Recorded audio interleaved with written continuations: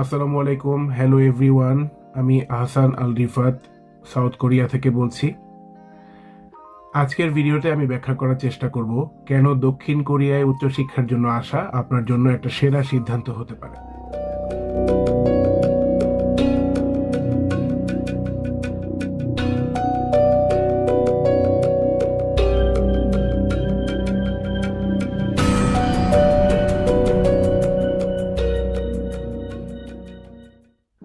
প্রতি বছর বাংলাদেশ থেকে যে সকল শিক্ষার্থী বিদেশে পড়াশোনার জন্য যায় অথবা আসতে চায় তাদের টার্গেট করা কিছু কান্ট্রি থাকে, যেমন ইউএসএ, অস্ট্রেলিয়া, কানাডা বা ইউরোপের কোনো দেশ বা ইউকে ভুক্ত কোনো দেশ।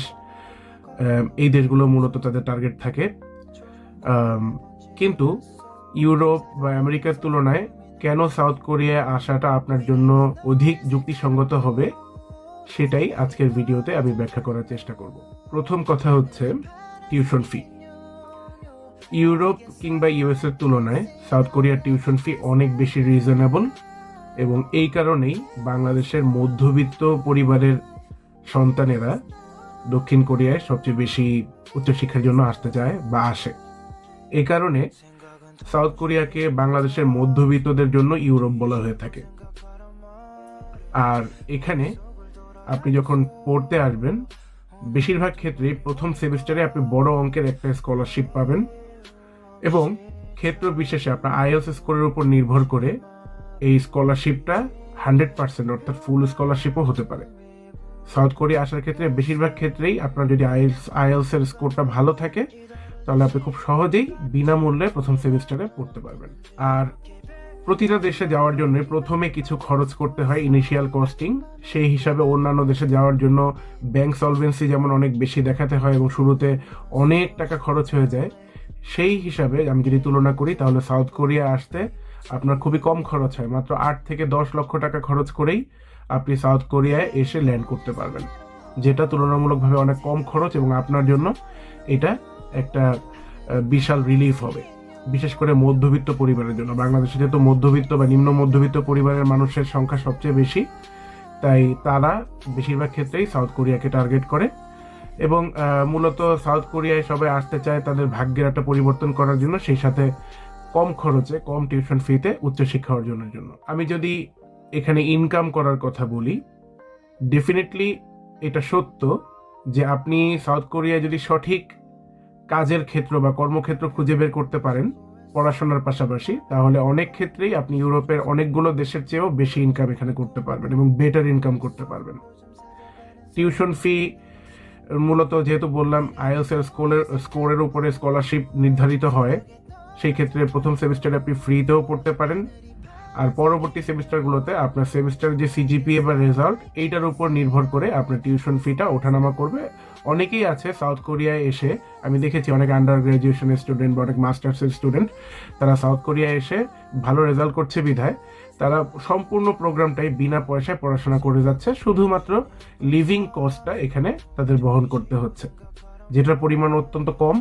এবং সাউথ কোরিয়া আসা এই কারণেই সেরা সিদ্ধান্ত হবে কারণ এখানে লিভিং কস্ট অর্থাৎ আপনার বাসা ভাড়া বা অন্যান্য বিল বা অন্যান্য যে খরচ, আপনার মোবাইলের খরচ, যাতায়াত, খাওয়া দাওয়া মিলিয়ে আপনি যথেষ্ট পরিমাণ কম খরচে এখানে জীবন নির্বাহ করতে পারবেন। মূলত সাউথ কোরিয়াতে একটা ভালো জব পাওয়ার জন্য আপনার ল্যাঙ্গুয়েজ স্কিলটা খুব কাজে লাগবে, কোরিয়ান ভাষা। এখানে আপনি আসার আগেই যদি বাংলাদেশ থেকে মোটামুটি বেসিক কোরিয়ান ল্যাঙ্গুয়েজটা একটু জেনে বুঝে আসেন তাহলে আপনার জন্য কাজ করতে সুবিধা হবে।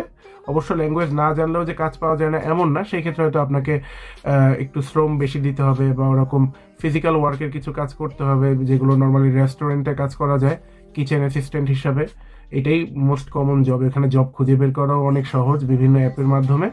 এর বাইরেও আরও অনেক জব আছে, তবে আপনি যদি ল্যাঙ্গুয়েজ জানেন তাহলে ডেফিনেটলি আপনি আরও ভালো ভালো জব পারসিউ করতে পারবেন। অনেকেই বলতে পারেন যে ইউরোপ বা আমেরিকায়ও তো ইনকাম ভালো। হ্যাঁ, সেখানেও ইনকাম কিছুটা ভালো। এখানে আপনি হয়তো সহজেই ইংলিশ ল্যাঙ্গুয়েজটা ভালো পারলে আপনি একটা ভালো জব পেতে পারেন, কিন্তু মনে রাখতে হবে সেখানকার লিভিং কস্টও কিন্তু বেশ হাই। এবং আপনাকে মনে রাখতে হবে যে অনেকের ক্ষেত্রেই বিদেশে পড়াশোনা করার সময় পার্ট টাইম জব করে তার লিভিং কস্ট ম্যানেজ করা, টিউশন ফি ম্যানেজ করা এবং ফ্যামিলিকে কন্ট্রিবিউট করা, এটাও বেশ কিছুটা ডিফিকাল্ট হয়ে যায়, যেটা সাউথ কোরিয়া আসলে যেটা আসলে ইজি হয়ে যায়।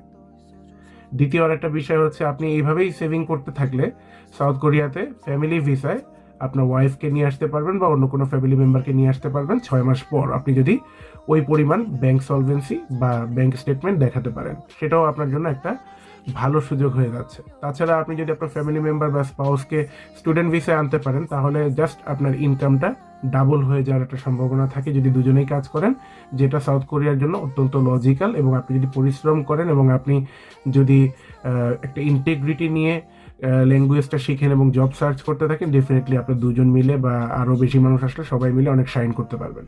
ওভারঅল আমার বক্তব্য এটাই যে যদি আপনার অনেক বেশি টাকা পয়সা থাকে বা ফ্যামিলি থেকে অনেক বেশি ফিনান্সিয়াল ব্যাকআপ থাকে, যে আপনার টাকা পয়সা নিয়ে ভাবতেই হয় না, আপনি পার্ট টাইম জব না করলেও চলবে, তাহলে আপনি ইউরোপ, আমেরিকা, অস্ট্রেলিয়া এই ধরনের দেশগুলো বেছে নিতেই পারেন। কিন্তু আপনি যদি মধ্যবিত্ত ফ্যামিলির হন এবং আপনি যদি মনে হয় যে না, আমি নিজের ইনকাম দিয়ে পড়াশোনা করে সেটা দিয়ে সেভিংসও করব এবং ফ্যামিলিতেও কন্ট্রিবিউট করব, তাহলে সাউথ কোরিয়া হবে আপনার জন্য সেরা একটা দেশ। আর এই কারণেই দক্ষিণ কোরিয়ায় উচ্চশিক্ষার জন্য আসা আপনার জন্য একটা সেরা সিদ্ধান্ত হতে পারে।